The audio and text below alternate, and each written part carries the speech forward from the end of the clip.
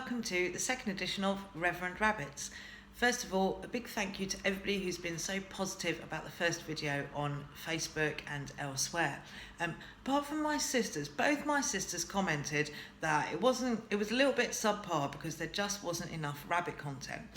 And that's a fair enough criticism. I mean, you know, the clue's in the title, you'd think. The trouble is, rabbits, real rabbits, not these folks, real ones, they're all a bit hippity-hoppity, they're never flipping stoppity. And no, flipping isn't actually the word in that phrase, and yes, I have had to record this several times. Hello, and welcome to the second edition of Reverend Rabbits, the show in which rabbits...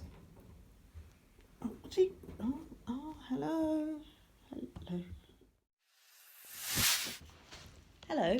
Hello, and Hello, and welcome to the second edition of Reverend Rat. Why have you got red eyes?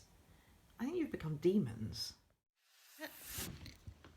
Hello, welcome to the second edition of Reverend Rabbits.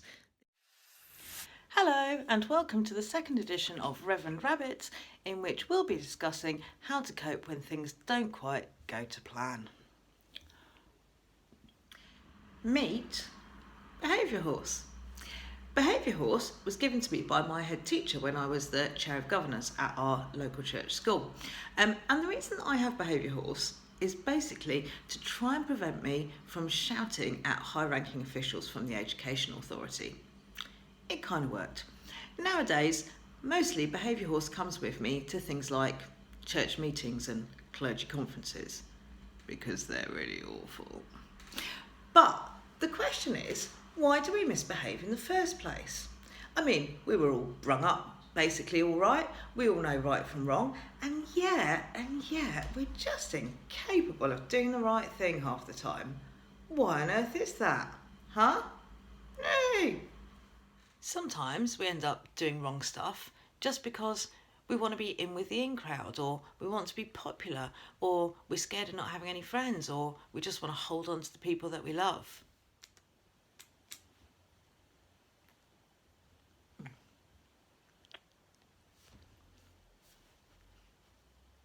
Pretend like you love me. Sometimes we have the best of intentions, but we get so caught up in the rightness of the cause that we end up doing bad stuff just to get there. That's a big one for Christians. Think about the Inquisition. Think about casting for church videos. Do not feed your bunny Pringles. Pringles are a very bad thing for bunnies. Pringles are not even if you want to bribe your bunnies to be on a video, even if the video is for Jesus, don't, oh my goodness. Disaster. Sometimes we neglect to do stuff because we just forget, or we get too busy, or we get a bit overwhelmed, or there's something else on our mind, like, I don't know, a global health pandemic. Have I even brushed my teeth today? Well,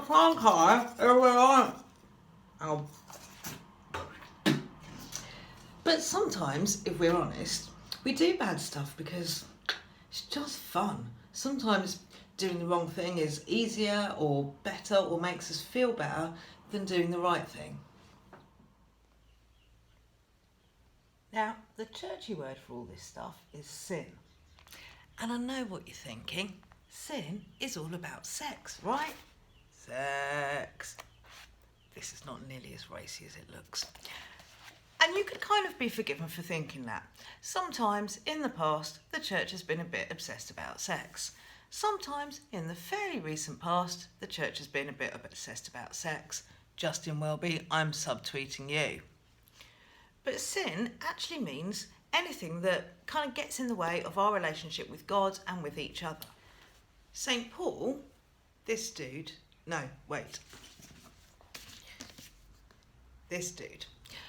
St. Paul had a natty kind of summing up for sin. Paul said in his letter to the Romans, I just don't know what on earth I'm doing. The good stuff that I want to do is stuff I can't do. But the bad stuff, the things I don't want to do, that's the stuff I do. I'm a mess. But St Paul also knew that sin isn't just about the kind of naughty things that you and I might personally do, you know, nicking hand sanitizer from work, eating a million Kit Kats, that kind of stuff. Paul also said, same letter, that the whole creation is groaning in birth pains. It's waiting for the liberation of God. And we kind of know that if we just think about it. All the ways that the world just seems messed up, you know, climate change, war, poverty, all that stuff that is our collective fault, a lot of it, but stuff that we just feel like we can't really do anything about. It's too big, it's too powerful for us to deal with. Also, a fox has crapped on my patio. So it seems like the whole world's a mess. A bit like this bathroom. I mean, who designed this colour scheme? The question is, what are we going to do about it? If we all can't do the things that we want to do and we end up doing stuff we don't want to do, how are we ever going to get ourselves out of the bind? Any tips, Pink Jesus? Well, I've got a bit of a theory. I kind of think that most of the things we call sin, you know, whether it's the kind of you and I individual sins or the big global ones, are actually the result of fear. It's because people feel a bit out of control. They feel a bit worried or insecure or whatever. And so they end up doing stuff that's just a bit selfish or stupid. Think about all the... Thanks, Figaro. Think about all the panic buying and the bog roll hoarding.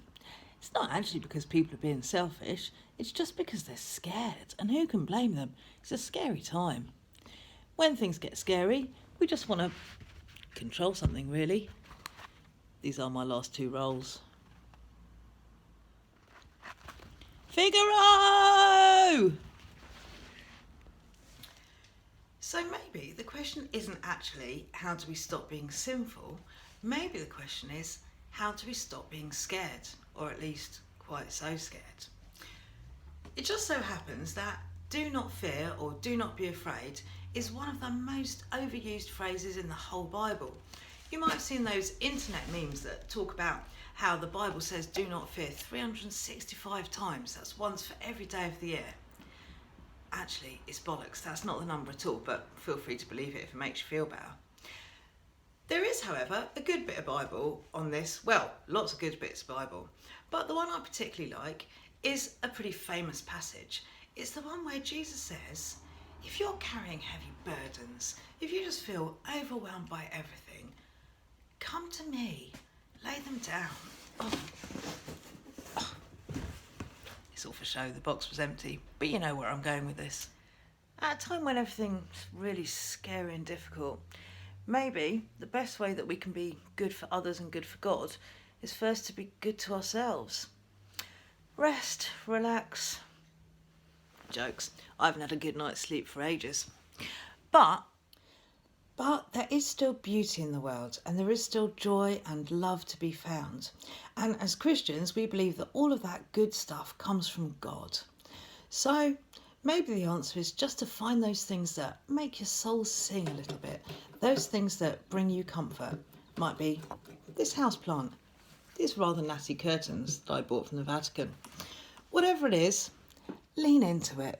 Know that it's of God. If it brings you peace, if it brings you comfort, it might just stop you sinning. Who knows? Anyway, that's all for now. See you next time.